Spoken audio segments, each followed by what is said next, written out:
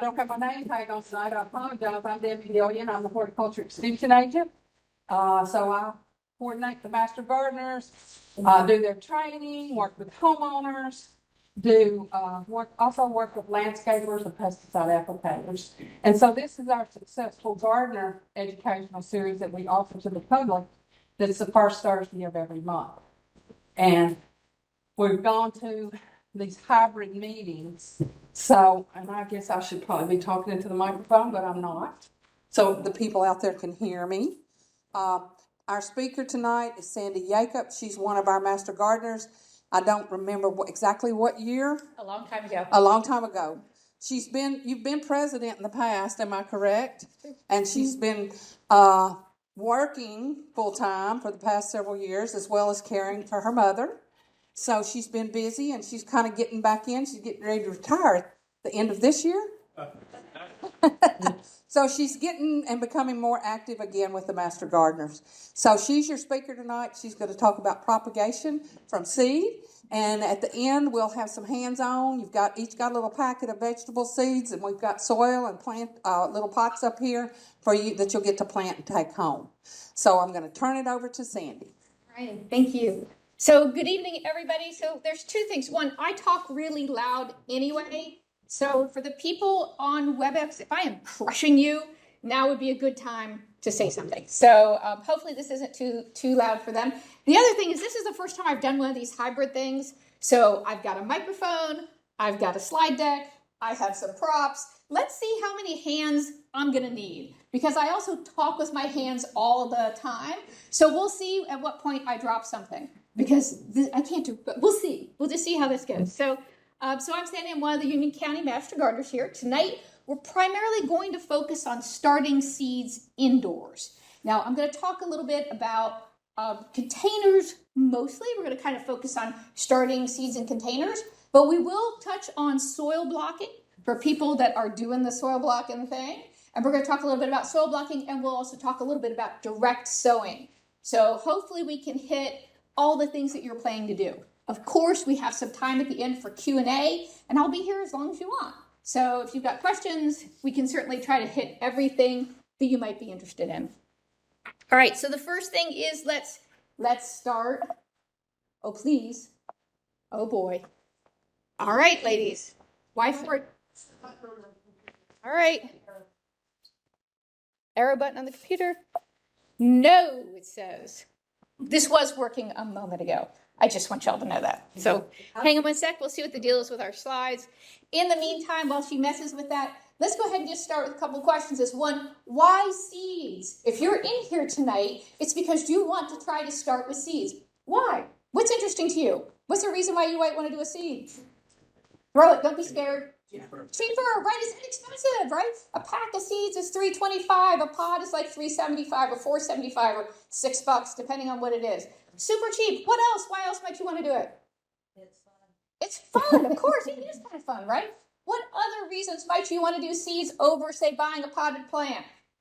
I've done it because if I had a productive plant, then I want to go seed. You want to capture the seeds and use them. Yeah, absolutely. What a cool reason. The other reason is how many seeds can you purchase out of this catalog for tomatoes? 150? Right? They probably have 150 varieties of tomatoes in here. If you go to the nursery and you pick out how many variety of tomatoes you reckon you're going to find? 3. Yeah, right? So you can try something new. You've got a greater variety. Oh, hey there. You get a... Return. Yes, ma'am. All right.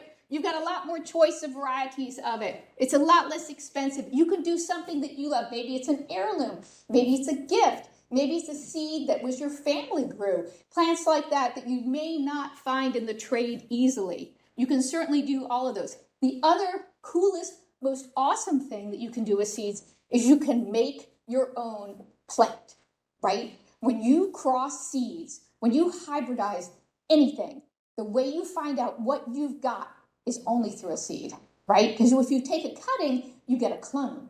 But if you want something new and you want to try something different, you can go ahead and hybridize, and from that, you'll get seed, and you can make something completely different that no one has ever seen. And that's like the coolest thing in the world. And if you've never hybridized, it's not hard. It's just mostly time and timing. All right, so we're going to talk a little bit about seed biology. Whoops. That's fine. Okay. All right, we're going to talk a little bit about seed biology. So when we talk about vegetable seeds, they usually break down into two kinds, monocots and dicots. And the fine line between that is one leaf or two. Now, in the biology world and in the botany world, there's some pretty big holy wars about what actually becomes a monocot, what becomes a dicot. But for our purposes, what's really important to know here is that every single seed pretty much starts the same way. Every monocot, whether it's an oak or a tomato, generally has the same biology. Every monocot, whether or not it's corn or wheat or palm tree, also pretty much starts off with the same biology. A seed is simply an undeveloped plant embryo with a food store that's protected in a case, and that's all they are. The important thing to know about them is how they go ahead and start to grow. If you're a monocot or a dicot, both will do the same. When a seed is ready to germinate, it has to start allowing moisture and gas to come inside. And that's what helps it break its seed coat. When it does this, it's going to go ahead and start to stick out what's called a radicle. And that's the early root. It needs that to start uptaking some moisture and to start building a root system so it can actually hold onto the ground, right? The second thing it'll start doing is it'll start putting up a hypocotyl, which is really just an early stem. In monocots, corn, wheat, grass of all kinds, it's going to send up one shoot, go straight up through the soil. But for dicots, beans, tomatoes, squash, cucumber, it's going to give it a curve. So if you've ever seen, as you watch germination curves, right, and the stem is all curved over and the leaves are still underneath, that's doing exactly what it's supposed to. It goes ahead, it has that bent form to protect the leaves from any damage as it pulls itself out of the soil. Once it goes ahead and comes out of the soil, the leaves will open, you'll have your cotyledons, and then from there it can start putting on its first set of leaves.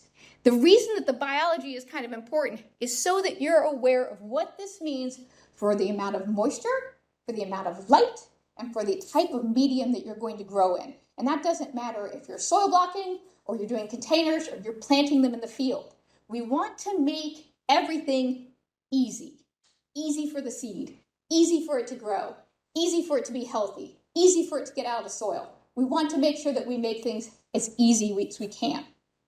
Now, tying to this, again, every seed does this, but every seed may need a different set of environmental factors, right? Some seeds will want it to be cold. Some seeds will want it to be a little warmer. Some seeds will need more water. Some seeds will need less water. And some will need a little special care in order to break through the seed coating so it can go ahead with its germination process, right? Okay, I'm working on the return key here. So what are our environmental factors? Well, we have 5 of them. 1, temperature. Seeds have a preferred temperature in which they need to germinate. And in the back of the appendix, and I think you guys will all get a copy of this presentation. Yes? Did we send them out? So with that, there's a chart that will tell you what the preferred temperature is for seeds. So there'll be a soil temperature guide in there.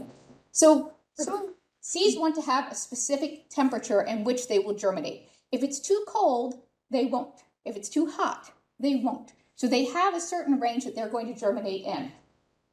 Second, water. Everything on the planet needs water. Now, they don't need a whole lot of water to start, but as they go ahead and they start to form roots and they start to form leaves, they're going to actually need to have additional moisture to go ahead and drive its growth. Air, as odd as it sounds, seeds need oxygen. Plants need oxygen in the ground.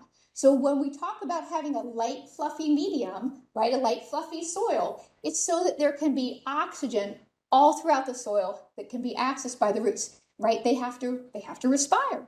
And so we want to make sure that they have that available to them. And then, of course, we have light. We always hear about that. Put them in a sunny window, put it up under a grow light. Some seeds germinate just fine in the dark. Cannabis. However, other seeds that do that are going to be things like snapdragons, petunias, lettuce, all of those that want to go ahead and have a lot of light when they germinate. You're going to need to kind of know that so you know what it is you're going to provide. And then finally, we have some seeds that need a little special care, right? These might need to have what's called stratification, where they have to hang out in a refrigerator. They might need so many chill days of a certain temperature that would go ahead and mimic as if they were left out all winter. And some seeds might need to have scarification, where they would normally, in a natural setting, maybe be chewed on by an animal, maybe be eaten by an animal, and then gone through the intestinal tract. I promise we're not going to ask anybody to do that tonight, to go ahead and do that. Or they may need to have the idea of freezing and cooling, hot and cold to crack the seed code. For this, we've got some steps on how you scarify and how you stratify. They're in the back of the deck, and so you'll have those to look at as we go. And if you have some questions, by the way, I can talk forever. I don't know if anybody's picked up on that yet. If you have a question, though, don't be shy. Ask. All right, so how do you know what your seed needs? Well, your friend, the seed pack, is going to help you. Most of your seed packs are going to tell you what you need. Things like planting depth, right? That's important because it kind of tells you how much light it needs. Things like, when does it need to go out in the yard? Like, do you have to plant this? You sow this 4 weeks indoors. Do you sow this out in the soil? What's your planting temperature going to be? All this type of stuff, a lot of this detail is going to be on the back of your seed pack. Now, because tonight we're using these seeds, or if you go to a seed exchange, or if you do, you're in a club, 9 times out of 10 your seeds are going to come like this, and they're not going to have a lot of information on them. So for those, we can turn to our friend, the internet. And the internet can certainly tell you exactly what your seeds are going to need, and they may also be able to give you some kind of helpfully handy tricks in there. One thing to point out in these seeds, we have like some tomatoes that need some stuff, but one thing that's interesting in here is this parsley. This parsley will germinate very slowly, and it's going to need to have some cold time. In fact, this seed pack practically tells you, hey, when you sow this, put it in the freezer for a week. Okay, that's what you want? That's what we'll do.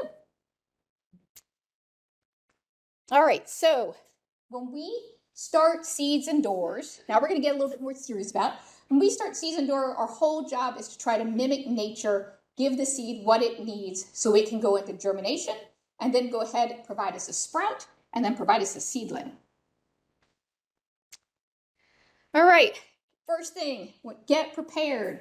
What does it they always say? A pound of preparation is an inch of something. The whole key is the more prepared you are, the better it's going to go, right? So get prepared. First thing, select and order your seeds. I will be honest, these books, right? A seed catalog is just the most amazing thing. And it's all full of hope and promise right here, right? So while you're looking through these and you're trying to select your seeds, a couple things you want to be sure of is, first, do you have room for whatever it is that you're going to purchase, right? There's a bean in here that's like 6 feet long. How many people have a trellis for a 6 foot long bean, right? So do you have room for that? Do you have the ability for it to grow where you are? Getting the seed to germinate is almost the easy part, right? But you have to be sure that when you go ahead and you put it out in your yard, that it's going to be happy here. So when you're looking at it, make sure, does it fit in our zone? Will it work well with the type of light that you're going to be able to provide it? The amount of water you're going to provide it? All of those kinds of things. So pick your seeds wisely. The beauty about seeds also is when you go to get them, you don't have to worry about burning through an entire pack in 1 year. But you do want to make sure that if you're going to start 30 tomatoes, because you found 30 in here that you love, and that's really not hard to do you have a place to put 30 tomatoes, right? So think about those things while you're going ahead and planning it. When you get your seed pack, and even a lot of times your catalog will tell you, it'll start to tell you when you need to start indoors. Is it 4 weeks ahead? Is it 8 weeks ahead? Is it 10 weeks ahead? So you know when to mark your calendar and when you need to get started. And then finally, absolutely, no matter what, and everybody who's been out this week knows this, because we're in false spring right now, right? And false spring in North Carolina means, hey, I'm warm. Don't you want to plant? Yeah. Come on, baby. Come on, let's plant. No, do not. Get thee behind me. No, do not plant. because it's a trick. It's a trick. And it will freeze again. And then you'll be like, really? So don't do it. And so as we go through this, remember, our last frost date is 14 April. Average is the key. We could be 2 weeks later. We could be 2 weeks earlier. Yes, ma'am. Full season plants, Early ales spring. and stuff like that. Yes. When it gets really hot. When it gets really hot, what will happen with them is they will start to bolt. And when they start to bolt, they will turn bitter. So for us, we usually do our cold season stuff in the fall because we rarely get really hard freezes. And I say this right now, right? But over Christmas this year we did. But you can actually plant here anytime the ground is not frozen. So don't plant cool season vegetables here in the spring. No. Because then you have what's going Because we're just going to get too warm and then quickly. Yes. If you were going to do like cold season ones, you may want to have done them either late January, early February. Did anybody put out a cool season garden this year? How did you do? Did it go well? there's still babies. Still little baby sprouts, like doing some little lettuces and greens and stuff? Yeah, my lettuce been germinating, but I've got some arugula Mm. that's coming. Some carrots that I don't Good. know sure yet, I but hope so. I hope so. Anybody else do? Did you do I something? had a flat parsley that Oh. didn't do anything until the winter, and then it grew. well, my parsley. Really crazy. Mhm. Got cold, woke up. Mhm. Excellent, good. And we do select. Yes, ma'am. Just make sure to repeat question. Oh, I'm so sorry. I know it's harder to. My fault. I'm new to this. I will get it right. So be sure, if you are interested, you can check out our average last spring and last frost date and first frost date are available on the web at the NC Climate Office. So they have super cool interactive maps. You can look at your place. You can look at your county. Really neat stuff. All right. One quick thing also on seed starting and timing. It is better to start a little later than a little earlier. And the reason is because once you get these plants started, they're like puppies. They don't stay small forever. Then they become dogs. And then you've got a lot of plants and you may not have room for them and you're going to be shuffling them around and that gets to be kind of a hassle. So it is better to start a little later, a little closer to when we know we're going to be out of frost, so you know you're going to be able to get them into the garden versus trying to start early. Once upon a time, we told everybody to start at the solstice. And a lot of people still do. They start the winter solstice. Then we told everybody, hey, when you're starting like tomato seeds, you want to do it in January. Now we're telling people wait till at least Valentine's Day to get started. And in fact, I haven't even started mine yet because I do not want to have a basement full of half-grown tomatoes that I have to figure out what I'm going to do with. All right, so second thing, when you do seeds, you really only need three things. Thing one, container. A container can be anything that will hold soil and will drain water. Anything. So if you want to use like these little six-pack containers that I think probably came with snapdragons in them or something, great. If you want to use these really nice little peat pots, these are really pots that are molded in the shape of containers. They've got big holes in the bottom of them. They're made out of peat. They compost completely. Fantastic. If you want to use Dixie cups, how many people did this when they were in elementary school and stuff, right? Everybody in here at some point has grown a tomato or bought a tomato that was grown in a Dixie cup. These are fine. Little deli containers are fine. Anything that will hold seeds, hold soil, and drain liquid is okay. Couple things to think about though. When you are doing something that is going to be super shallow, and I see this on the web all the time where people are saying, hey, use an egg carton. No, my egg carton of choice tonight is a terrible selection because it's styrofoam versus the cardboard kind, right? You see these a lot? Can you do it? Yes. The problem is this is really shallow and it's not going to take very long for your seedling to be like, hey, no, I'm running out of room here and I'm not very happy and you're going to be mad and then I'm going to die. So, because that's kind of how they react to anything that they don't like, right? There's no like, yes, no, it's either I'm happy or I'm dead. So these guys will do that. So these are not my favorite things to use. These work just fine. These work great. Anything else like that works out just fine. So that's the first thing. You need to decide what your container wants to be. You want it to be large enough to contain your growing ceiling. you know at some point you will be potting up, right? You're going to go ahead and move them up. So, but you don't want to start with something that's so small that you feel like you have to do it almost immediately. If you are reusing a pot like these, right? Because I've been using these, wash it. Now, you don't have to, don't put it in the dishwasher kind of thing, because this thing I'm sure would just melt. But give them a quick scrub and then give them a quick sanitize. And a lot of folks do this by taking like a tub trug or a bucket, using 1 tablespoon of bleach to a gallon of water. Warm water is nicer because you're going to be in it. Dunk them in there, let them hang out, swish them around, pull them out, give them a quick rinse, and let them dry. The reason is that we do this is to make sure that you don't accidentally carry any of the fungal spores that drive damping off disease. That's probably the #1 killer of seedlings, other than just accidentally forgetting to water them, is something called damping off. And it's just a fungal disease. A lot of times it's in the soils that come around. Things turn out right, you might get it, but keeping these washed will help avoid that. So try to be sure you do that. Now, for people who are soil blocking, yes, sir. How much bleach? It's 1 tablespoon to 1 gallon. Yes, sir.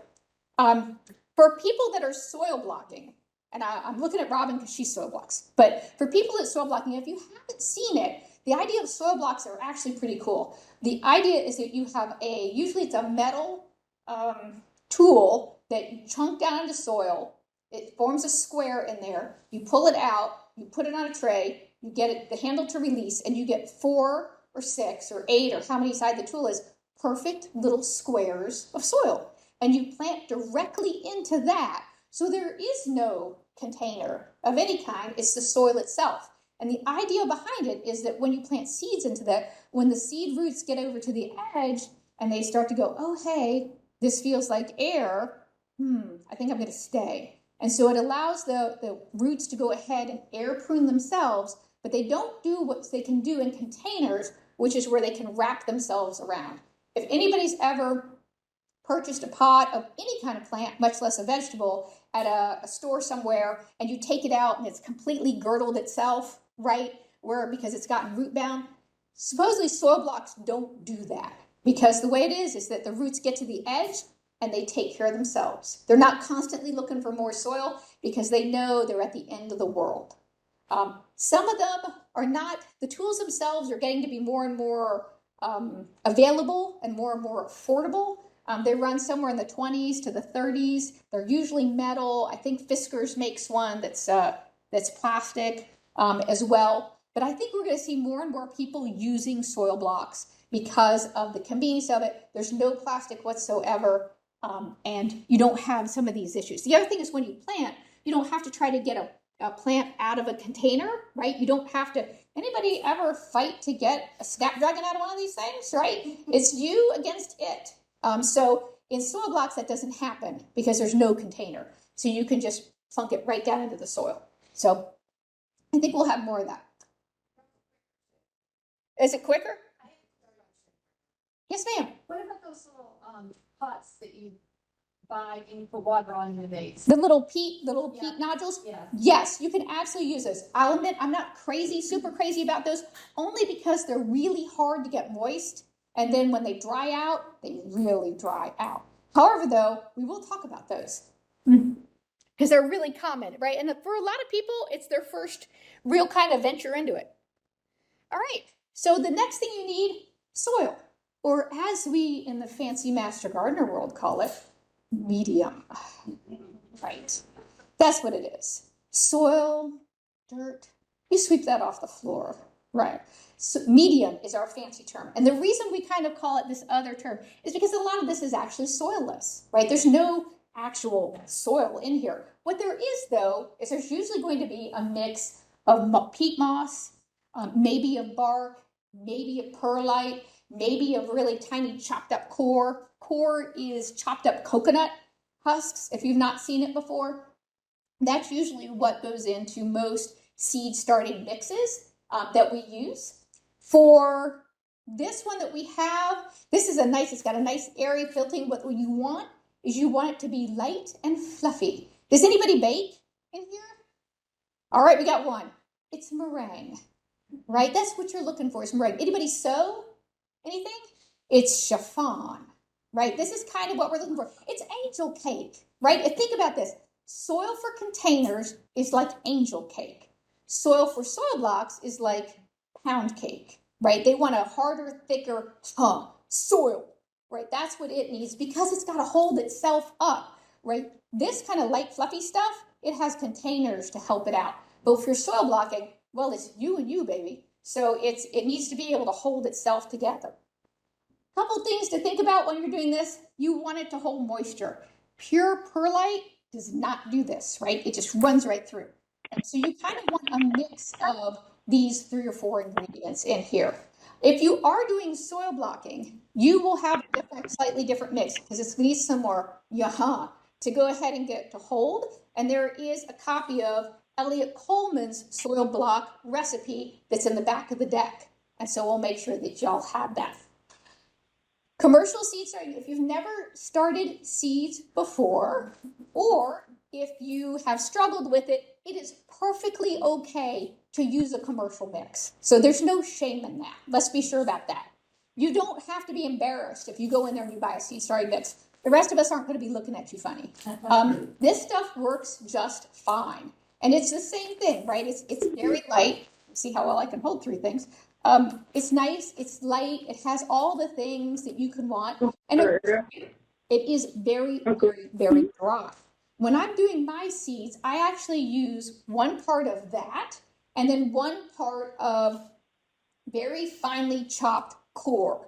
And core, again, is just coconut shells.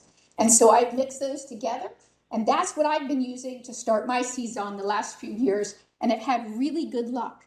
The key to it is I want something that's going to be light and airy because I want to make it easy for my seed to get out of its own way, right? I want to hold moisture so it provides enough moisture to it, but I also want to drain so it's not too much moisture, right? You know that's super fabulous, right? I want water, but not too much water. I want light, not too much. That's how seeds kind of act. So with these though, if you're going to make your own mix, great. It's usually going to be equal parts peat moss, perlite, and either pine bark or core. And most folks find that to be helpful. What don't you see up in here when you do this? Fertilizer. And now the commercial mix will have a little bit of it. Elliot Coleman's mix definitely has some in it. And the reason is because you really don't need a lot of fertility, right? Your seed has everything in it. It has all of its food source. That's the endosperm. If it's a monocot, that's the cotyledons. If it's a dicot, so it's carrying its own lunch. You really don't need a lot of fertilizer until it comes out of the ground and moves into sprouts and seedlings. Then you need to think about it. Right. Light. This is the other thing that you usually will need. Now, if your seeds go ahead and germinate in dark, which the vast majority do. And when I say in dark in that case, there are some that germinate in very, very, very dark. But for a lot of your other seeds, dark simply means with soil on top, right? For a lot of those guys, they don't need a ton of light when you go ahead and you set. When they germinate and they come out, yeah boy, then you definitely got to hit them with light. But for things that want light, like again, petunias, poppies, lettuce, snapdragons, all those guys, you need to have light ready to go when you go ahead and spread your seeds. Lights can be practically anything. You can use a light bar, like a commercial type of light bar. You can use a sunny window. You can use a light bulb in something like this. These are really easy to use. It's a little, this thing's got a really fancy name, and I'll think of it here in a minute. But it's a shield with a grow light in it. The grow light bulb, I think, was about $8. This particular shield was about $7. It comes in a little bit bigger size. It's about $14, so it's not expensive at all. This one bends and twists and does all sorts of stuff. So you definitely want to, if you're going to go through all this trouble, think about what your lighting plan is. You don't have to have a special area for it. You don't have to do anything about it, but you do want to be sure that you can provide them good, consistent light once they germinate, because they're going to have it. Yes, ma'am. How many hours a day? I sure can. So for the question is, how many hours a day will they need light? When they are in germination phase, right, before they come out of the ground, if it is not a light demanding plant, then they don't need that much. But once they get onto it, right, once they actually come out of the ground and move into sprouts, they'll need 14 to 16 hours per day. Yes, ma'am. This one shines probably about 8 inches, maybe a little bit more. Oh, I'm so sorry. The question was, what's the coverage of the small light fixture, which I think I'm holding in front of the thing. I will learn how to do this. That I'm holding over here. This is a small one. Its coverage is maybe 10 inches. They make larger ones that will cover a foot. And you can daisy chain them, clip, clip, clip, put them into a surge suppressor, plug it into the wall. Has one switch, turn them on and off. Yes. All right, what else do you need, right? So the major things we have: seed, container, soil. Other things you might want to have, well, if you'd like to know who they are later, you might want to label them. I don't know. All tomato seedlings literally look the same. So you absolutely will want to do that. Now, if you don't care, okay, that's all right. It's your garden, right? So that's okay. If you're like, you know what, I'm going to plant one cucumber, I'm going to plant one tomato, I'm going to plant one squash, and I'm going to call them cucumber and tomato and squash, and you know that, then it doesn't matter if you label them. But if you're going to do a lot, it's really nice. You're going to do multiple varieties. Absolutely, labeling is handy so you will know later which ones you liked and which ones you didn't, and which ones did well and which ones didn't, so you can keep track of them. Pencils, I think the best thing for writing on a label is a pencil, period. Fight me, right? Because I absolutely believe that, and it works out really, really well. It doesn't fade, it doesn't wash off, etc. You want a pokey tool, right? You're going to poke holes into stuff. Use a chopstick, a screwdriver, a pencil, a small, really cute dibbler. Any of those things will work great, but you want to be able to have something where you can fluff some soil around, you can kind of stir things around, and then you can go ahead and put a hole in and then cover up. So whatever tool you like. Seed starting tracker is a handy thing. Every year, my personal New Year's resolution is to keep better records. Every year I fail. So this time though, I'm going to try to keep records for my seed starting. Again, in the deck, we've got a seed starting tracker that you can mess around with. And it's just the idea of what is it? Who did I buy it from? When did I start the seeds? How long did it take to germinate? You know, that kind of stuff. A heating mat seems luxurious, but it is very, very handy. It does help you with keeping soil temperature regular. It does help you with helping seeds germinate faster. I love them. They work great. They do have newer, fancier ones that have thermostats on them, and it's practically like having a flat Nesco. But mine, though, is just kind of the regular kind. Works great. I'm kind of a fan. If you do this and you decide that you want to continue to do it, absolutely invest in a heat mat. They're not that expensive, $20 or so. And then finally, plastic wrap, a humidity dome, clear bag to go ahead and put in and hold moisture in as you're close to it. And the secret to doing scarification, if you have to do that for any of your seeds, it's not trying to use a penknife and stabbing yourself or sandpaper, which I truly hate. It's an emery board. They're the greatest thing ever to scratch seeds up. And as you can tell, I went out and bought the girliest, gaudiest pink and blue emery board I could find. So I can keep it in my kit. Really handy for that sort of thing. All right. Boom.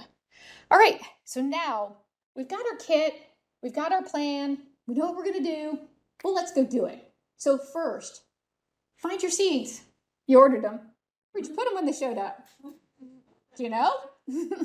Right? I bet they were on some shelf somewhere and you went, where did I put? So absolutely. So find your seeds. Because you want to know those. Second thing is read your seed pack and find out whether or not it's going to need a little extra love, like my friends the parsley that are going to need some more time than I expected they did.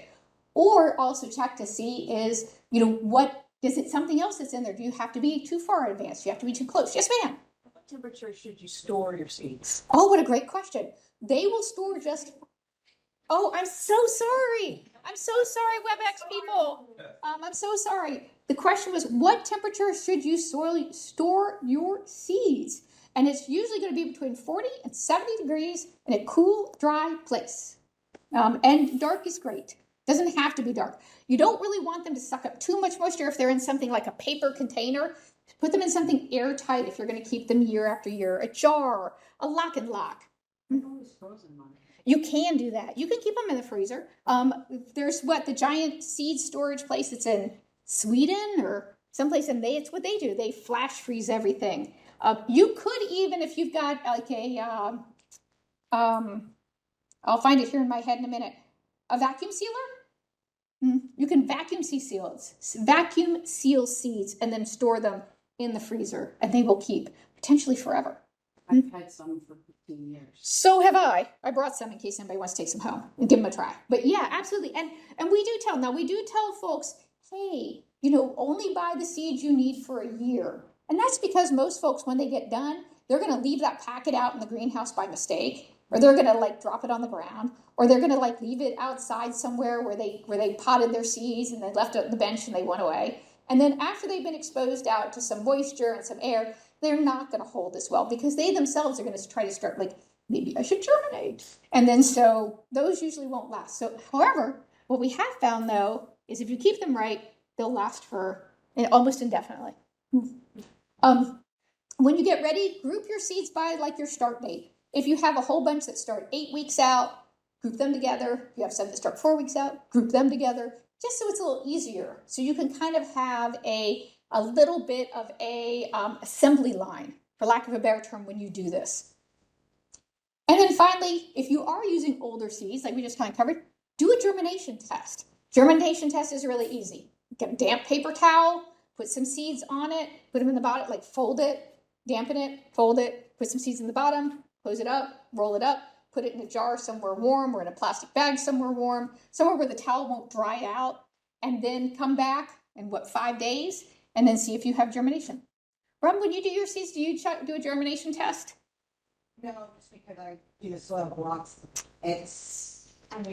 I had my cousin was sprouting in like 2 days. 2 days, right? And it's quick and easy. And a lot of times what we'll find is that most will germinate. Now, when the people like the USDA or an extension agent, when they are doing germination tests, they're doing 25 seeds at a time. So they're doing a lot.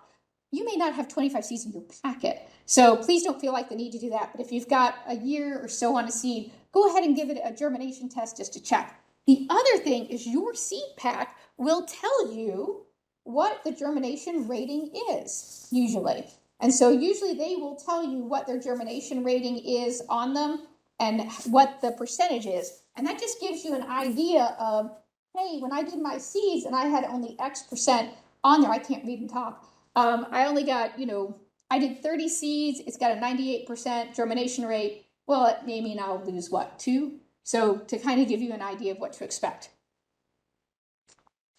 All right, so seeds are done. You picked them out. You know what you're going to go. Now let's get the seed bed ready.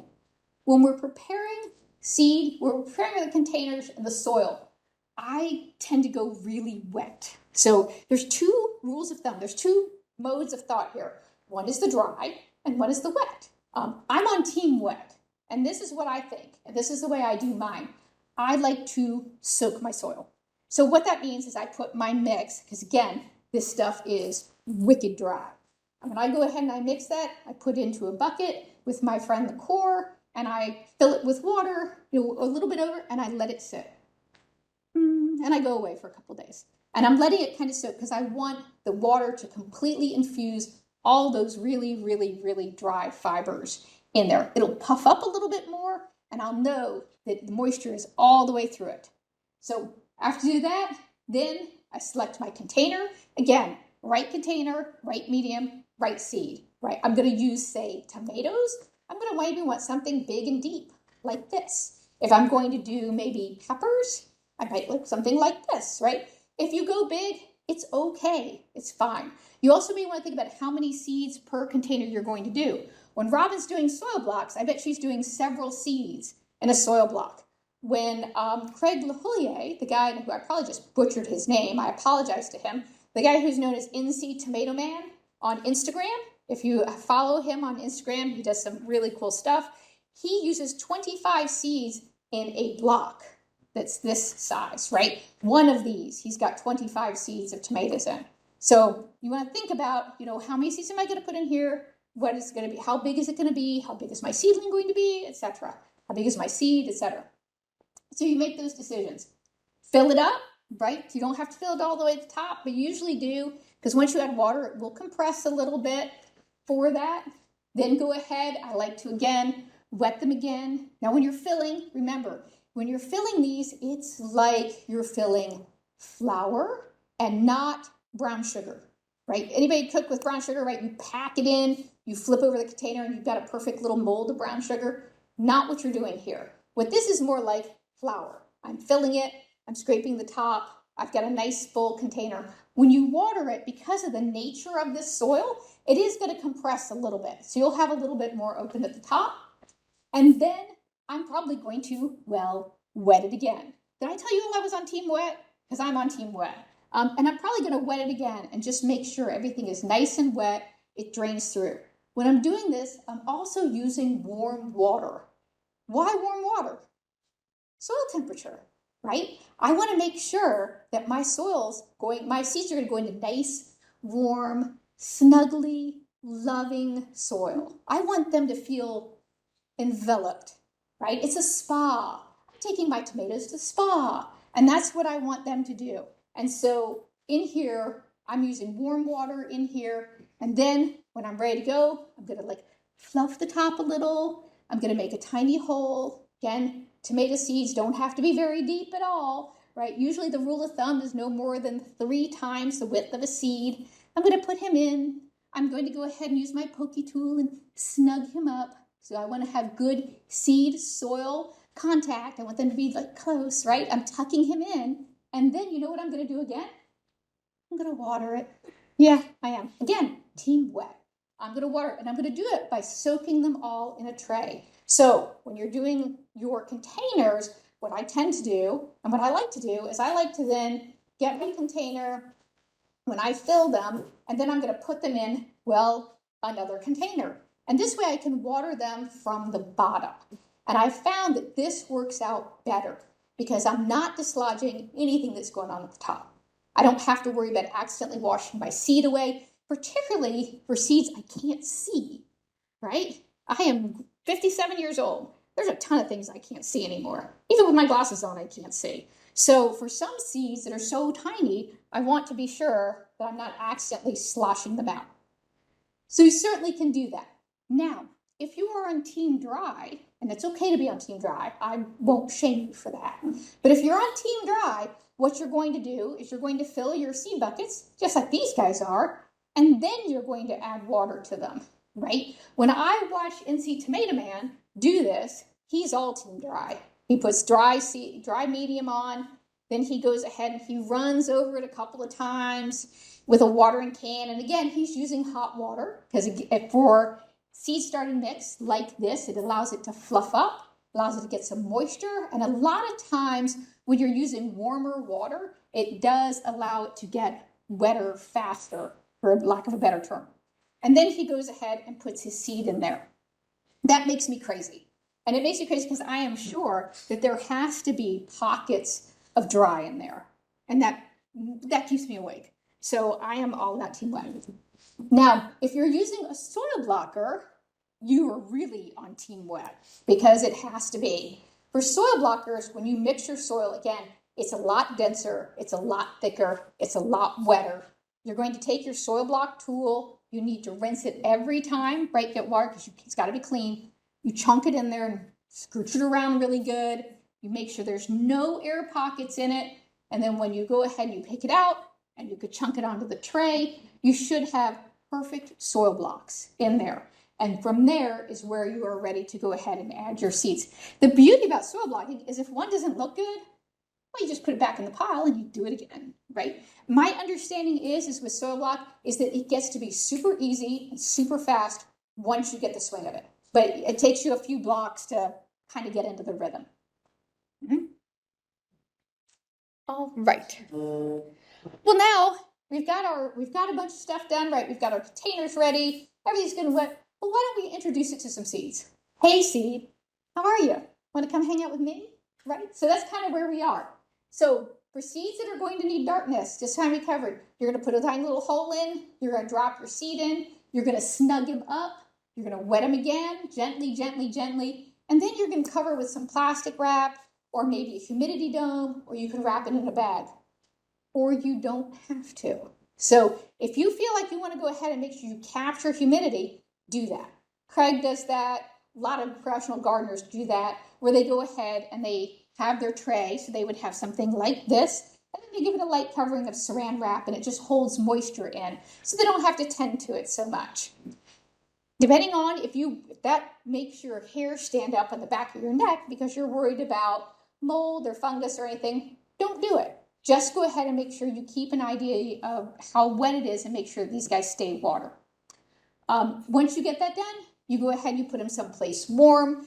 Heat mat, again, is great for this. Gives them nice warm temperature. And someplace where they're going to get reasonable light. They don't have to have direct pounding light while they're still in their soil, but they will want some light. A south-facing window works great, right? A windowsill, underneath the LED in your kitchen, something like that will work fine.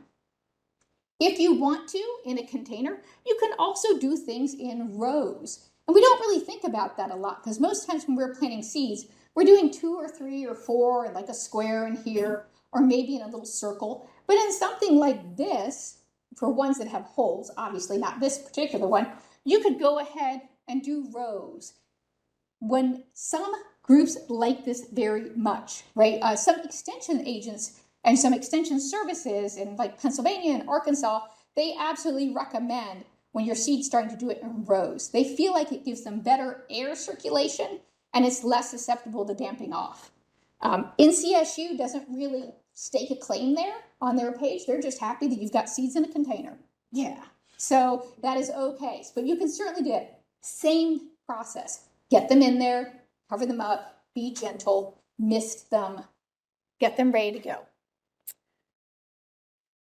For seeds that are requiring light, well, they're going to need something just slightly different.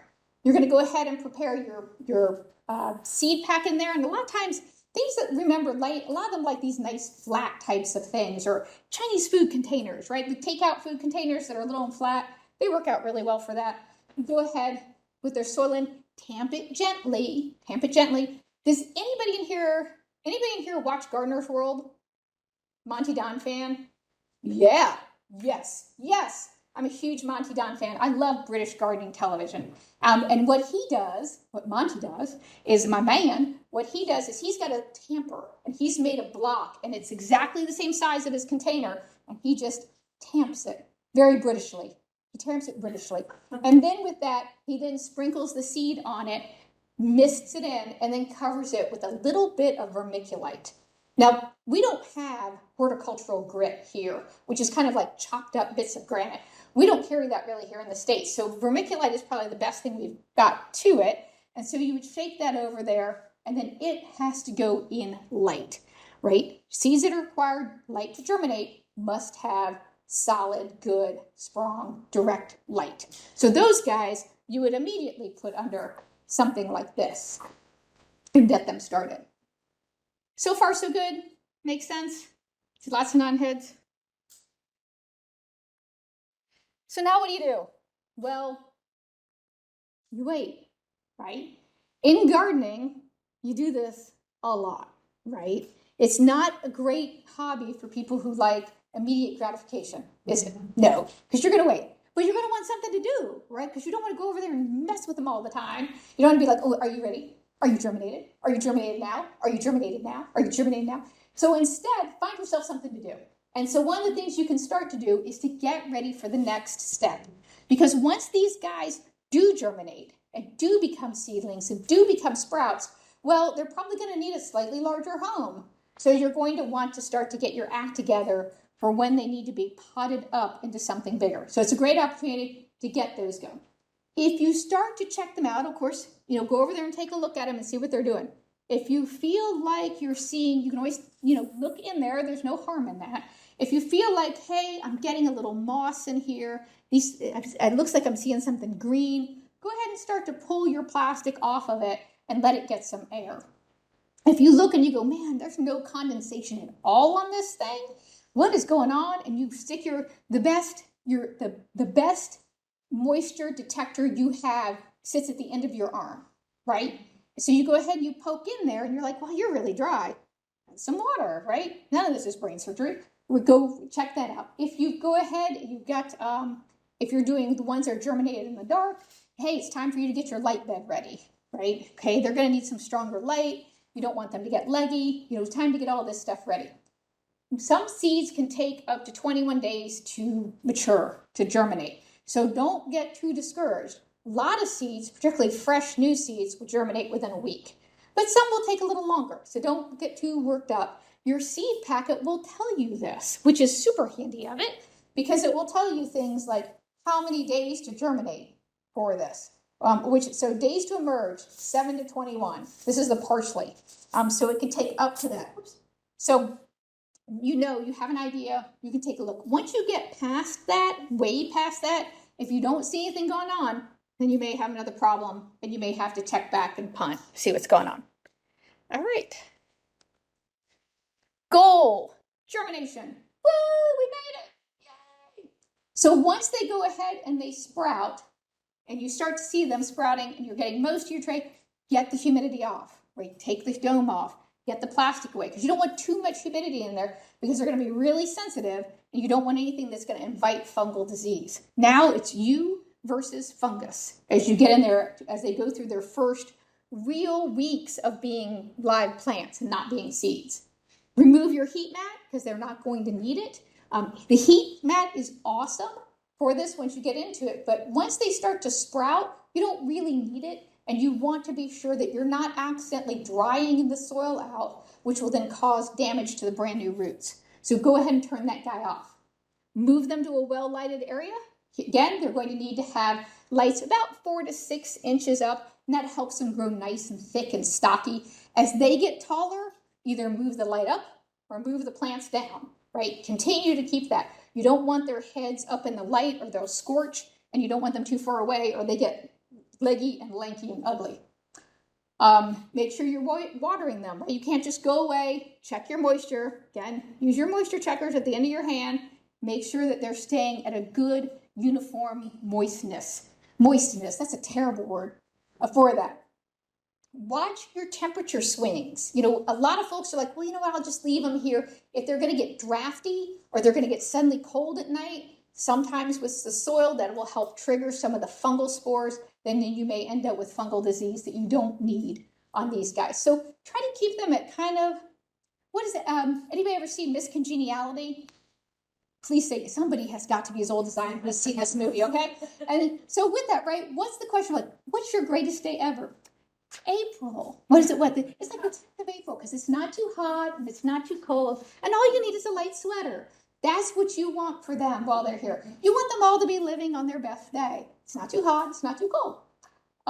If you start to see algae growing, if you start to see a lot of moisture, go ahead and put a fan on them. A small fan for your seedlings is a great thing. It does a couple things. One is it continues to circulate air. So it makes it harder for fungal spores and things to try to get a latch, keeps your foliage nice and dry, and it helps your stems be strong because they're constantly being buffered, right? So they're doing this all the time, so they grow nice and strong. And it's a great thing for when they get out into the real world. Finally, if you do have to thin, so if you did plant, say, beets or chard or something that puts up a lot of shoots, or you plant a whole bunch of something and you need to thin with scissors. So don't try to prick them out, these tiny little things, because there's a huge chance you're going to jerk out whole bunches of seeds if you're just trying to remove every some. Just take a pair of scissors and just nip them off at the soil line, and that will kill the root. You can also eat those in most cases, right? Not all cases. So be sure of that. Please don't randomly put plants in your mouth. But if there's things like beets or chard or any of that, you can absolutely eat those sprouts. All right. Seedlings. So once we move into seedlings and we're getting ready to go ahead and pot them. Did I skip a slide? Let me be sure I didn't. Sorry. It's a Mac. I may have to figure out how the backspace works. I think I did. I think I'm okay. So once they go ahead, they've moved into sprouts. Now they're coming up into seedlings. If you did clump seed, right? So you did a whole bunch of seeds in a container, you did a whole bunch of seeds in a pot, whatever that is, you're going to need to separate them. And you want to do that when they're just starting to show their true leaves. And they'll look different than their cotyledon leaves, so you'll know which ones they are. The reason is we try to jump on it early is because it's a lot easier to untangle those roots then, and it's a lot less transplant shock for the plant. When you do this, when you're messing with sprouts and small seedlings, only touch the leaves, right? Try to grab them only by their leaves, because if you grab them by their stem, there's a huge chance you will crush it, and then it's over for that one. So you go ahead, if you did this solo cup and this packed with seeds, go ahead, gently dump it out, or maybe just cut the cup away. That'd probably be the easiest plan. And then let them fall apart. So be super careful, pick them apart, and repot them up. Now that doesn't mean that you have to go one tiny seedling per pot. You can go ahead and put multiple, but you do want them to have a little bit more elbow room, right? So they can I want to reach out and stretch. And so you want to be sure that they can do that and do that comfortably. Go ahead, same process, right? You're going to move them, you're going to make your hole, you're going to put him in there gently. Hello, you're introducing him. Hello, seedling, I'd like you to meet your new home. Hi, how are you? I'm great, lovely, come in. And then you go ahead and you're going to cross him, snug him up nice and safe. And you know what you're going to do after that? Well, you're going to water him, of course, right? So we're going to water them because we're team water, and we water all the time. And so you're going to go ahead and water them gently, and then go ahead, return him to his lighted area, get a fan on them if they need it, and also, again, help with his strength, and then allow him to build good, strong stems. This same process is the same if you are doing it, if you had a few seedlings in a pot, or if you have a lot of seeds in a pot. If you have one seed in a pot, now I admit I am super lazy. And so I don't always be like, oh, hey, I want to have a lot of seeds because that means I'm going to have to transplant them. But if I did one seed in each of these, I could go for a period of time until I really start to see multiple sets of true leaves, and then I would have to move them. But if you did do a hunk of seed, you will want to tease them apart. For Greg LaHoyer, who does 25 seeds in a pot, you bet you he is doing his breakup and transplant when they are tiny little seedlings. If you are soil blocking, so if you're doing a soil block, and hopefully some folks will go home and want to know more about this. If you're doing soil blocking, you still have to do this. So you may still have to kind of separate your guys and repot them, or you might have some that will just simply need to be potted up in bigger blocks. There is a fellow who is up in Connecticut, and the way he's doing his is instead of chunking a block out and fitting it in there, they're almost like Legos, right? When they pull out, there's a hole that's exactly the same size, it's a smaller one.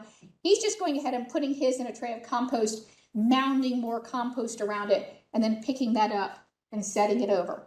Does that work? Yes, as long as the soil will hold it, no problem. But you'll go ahead and do this.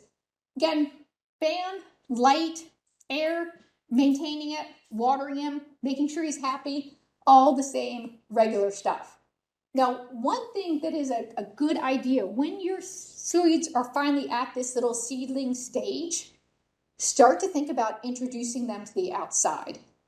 I know that's not the way that you were taught. I know it's not the way I was taught. I was always taught that you don't even think about hardening off until at least you see their first set of full leaves, if not their second set of what we call true leaves.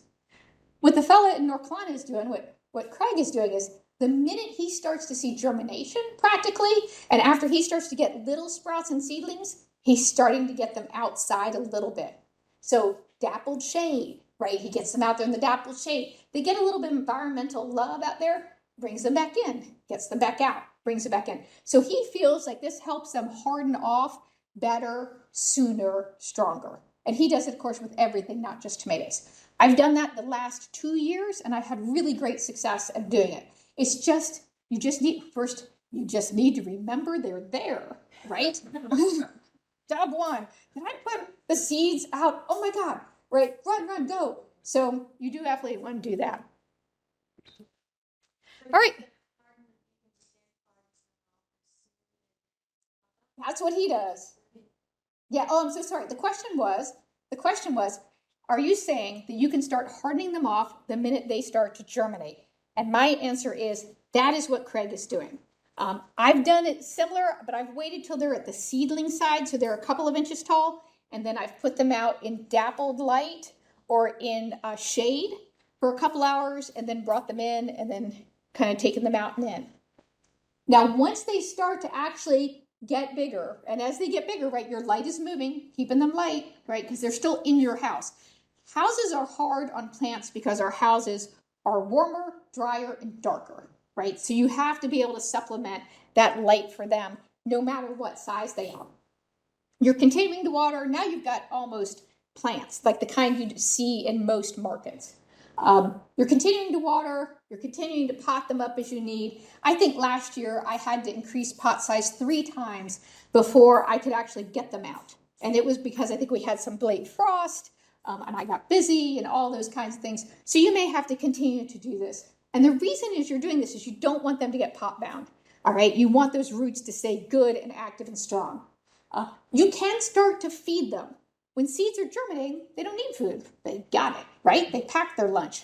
But once they come out and once they start to get their full leaves on them, they're requiring photosynthesis to work, and they could use a nice drink. When you are feeding, and if you not everybody does this, and you certainly don't have to, but if you are going to fertilize, make sure you use a very diluted solution. A liquid fertilizer could be balanced. Balanced just means the same number for each one, like 10, 10, 10, 4, 4, 4, any of those. Make sure it's diluted by at least half. And then again, you're watering with it. Bottom water, go easy. The key in fertilizer, no matter what you're doing, is a little is good, more is not better. Now, think about that. Again, fan, get them outside. Finally, when we have passed the frost line and you feel like it's confident, they can go out into the garden. And then from there, you've got a whole new set of challenges, right? From there, though, but they're going to look pretty similar.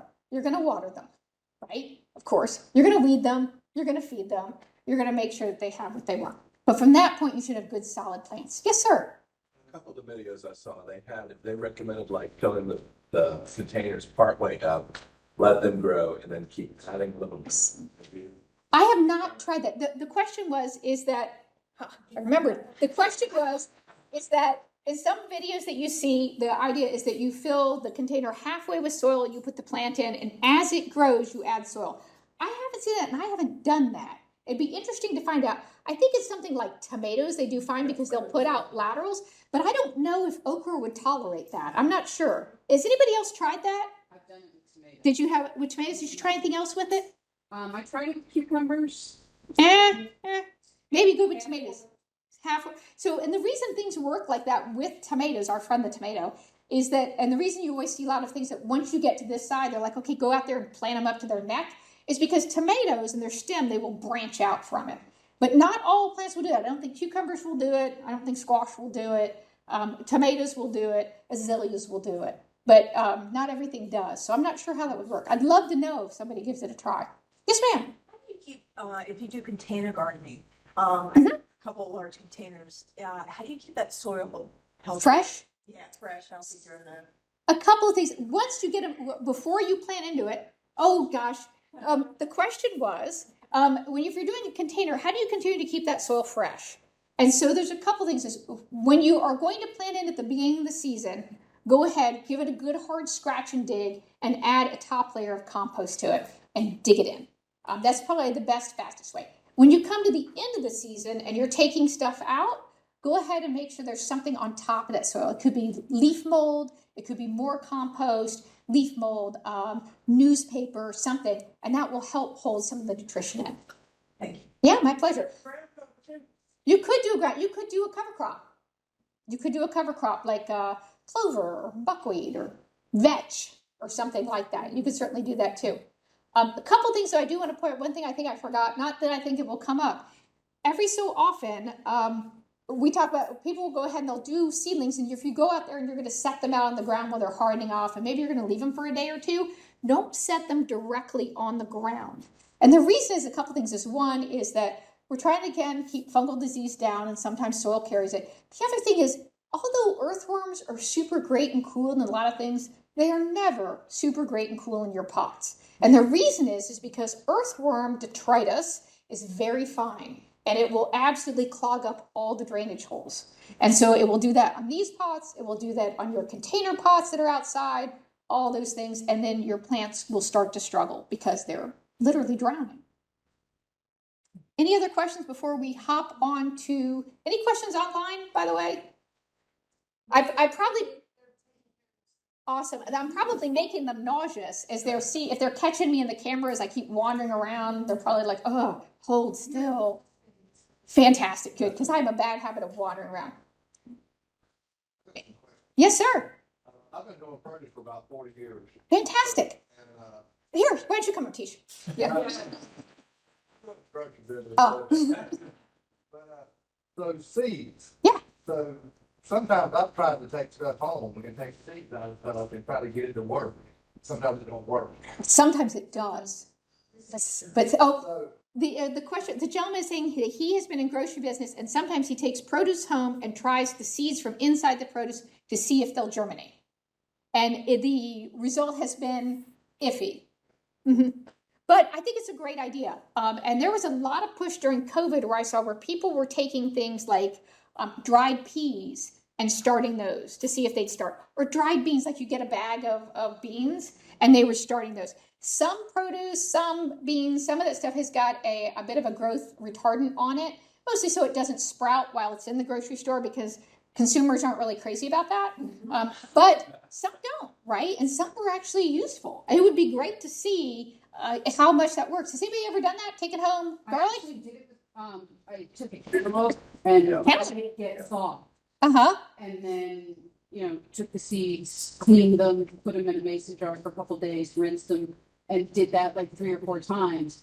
And I'd say about half of the seeds worked. I mean, the ones that floated in the mason jar, I got rid of. The ones that sunk to the Sent to the bottom, right? And that's one of the things that you do see if you want to try to capture your own seeds and you put it in there and you shake it. It's the ones that soak to the bottom because that means they're heavy, right? So excellent. Anybody else try rooting produce? Squashes, did it work for you? That's excellent. Pumpkins.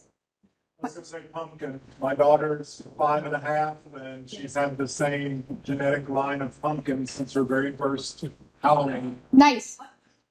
So we save seed every year. 80s pumpkins. I think that's fantastic. Excellent.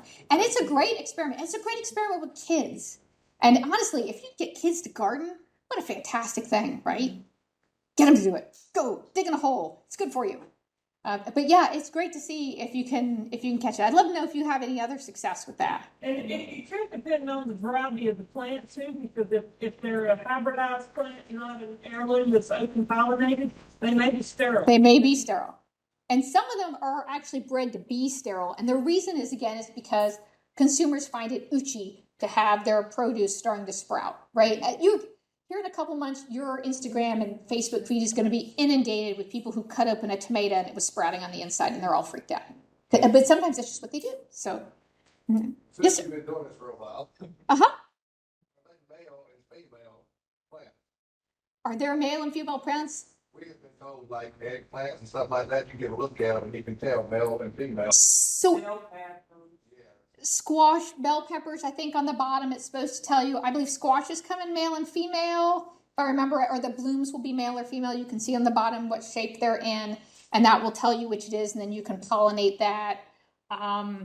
Those for certain I know of. Other ones, and tomatoes, tomatoes, by the way, are self-pollinating. And the reason that is, so here's an easy tip for you as you get into tomatoes. Tomatoes are self-pollinating. And all that means in this case is that the way the tomato flower is that the pistils turn back in toward the stem. Instead of reaching out to the outside world, they turn back in.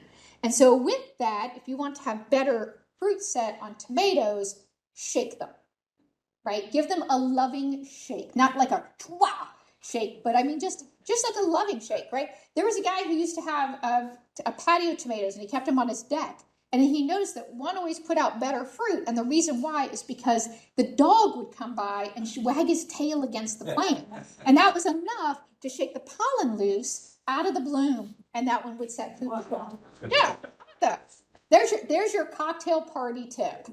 So tomorrow night, being swanky somewhere. Did you know? Tell you a little something about tomatoes. Absolutely. Any other questions? Else we're going to fill some pots and start to put in some seeds. I would ask one stupid one. Goat. Why the strawberry only that seed going outside? You know, I guess it was that. Oh, the question was, why does a strawberry only have seeds on the outside? And the answer is, I honestly don't know. I don't know. Somewhere along the line, the strawberry thought that was a better idea, right? Mm-hmm. It's also kind of like the ones of which is the one that thought it was a better idea to have to get eaten first, right? And this kind of makes, while you're thinking about your seeds and remembering, again, we're mimicking nature as we go out to this, as they're out doing it. So think about, hey, what would this plant do if I wasn't here, right? How would it propagate itself? Because that's what seeds are. It's just their methodology of propagating themselves. What would it do if I weren't here? And if you come up like, you know what, I would drop seeds in the fall and they'd hang out in the soil over the winter, and then I'd go ahead and I'd start to grow in the spring. That's what you're trying to do. So that means that, oh, I probably need to, wrap this guy up in a container and a little bit of medium and hang him out in the refrigerator, right? So that it gets that feeling of winter. Or you could try to plant them in the fall, right? Does that make sense? Hey, I would have to have something chew on me. Okay, well, that means I need to have this happen. So hopefully that helps. Of course, I probably just really made it weird right there. All right. Any other questions? Yes, ma'am. I'm used to like dirt. So I can't believe her question was, I'm used to dirt. I can't believe she just used that word in my classroom. Soil? Oh, we have somebody new to Union County. I mean, because honestly, I would take most of my seeds out of the freezer, let them sit for a week, and then I could actually, some I did keep inside, and then to get like a 2 growing period, I would go ahead and plant some out, just right into the dirt, and they'd be fine. Places here, well, and the question is, hey, where I came from, I was able to just kind of plant directly into the soil, and we would get plants.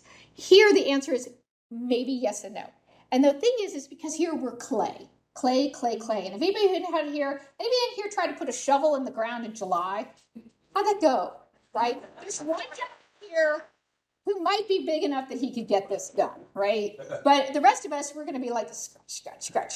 And the reason is because clay, although it is the most nutritional soil there is, the particles in it are so tiny and so tight that when they dry, they just right up. And they press up to each other just as close as they could be. And you can't get air through it, and you can't get water through it. You sure can't get a shovel through it. And that is why we can't really grow as much. If you are going to do that, I do have a slide in here on direct sowing, which is what your grandmother did, right? If my grandmother were to show up today and to see how much work I put in, she'd be like, girl, you have something else to do? I thought you had a job, right? I mean, seriously, because that's the way that most people used to do it. Here, though, what you will need to do if you do want to direct sow, when you get your soil, give it a good hard scratch. Like today would be good, tomorrow would be good because it's good and moist, and then amend it. Here, our friend is compost, right? That's our best friend. Compost, leaf mold, organic matter of some kind. And you got to get it in there and let it scunch around. And it's because even though the clay is outstandingly great for nutrition, just nothing can pass through it. And that's why a lot of times people will be like, yeah, I'm going to grow veg, but I'm using a raised bed. Anybody? Yeah, that's what we're planning. Yeah, it's a great plan. I grow everything in tanks. Is anybody growing directly? Do we have anybody that's growing directly into the soil, or is everybody a raised bed? We got one. Good for you, honey. Got a few more. Excellent. Good on y'all. Old school, right? So you got a tiller? Does he ride a pony tiller? My father had one. Used to kill you. Nice. Yeah, try something that's going to be able to get in that. And as you are going to go ahead and eventually these plants that you've worked so hard, they are going to have to go out with some soil. So if you're going to put it into a raised bed or directly into the soil or into a tank or anything else, you be sure, right? You're going to need to get out there, make sure it's dug in deep, 8 to 12 inches. Get your amendments in there if you need them. And then this way, when you're taking him out of his warm, cuddly, loving home, you want to put him in another warm, cuddly, loving home, right? So you want to be sure that he's going to be happy once he gets out there. How oddly all of my plants are he's tonight. They're all he plants. But you want to make sure that they're going to get. Now, a couple of other things when you are doing, you were saying also, so for here to direct sow, you're going to have to amend. Well, we have a tiller, so we were gonna try that. Do it if you are going to till the soil, you want to do it in the spring, but you kind of want to do it in the later spring because you don't want it to get frozen and have the clumps freeze because then you're going to really be picking them up. But you do kind of want to do that relatively moist. Like a day like today would be good because it was wet. A day like tomorrow, not so it's crazy wet, but so it's a little damp. We didn't get a ton of rain where I live. Okay, because I mean, we want to try corn, and I'm not doing that for raised bed.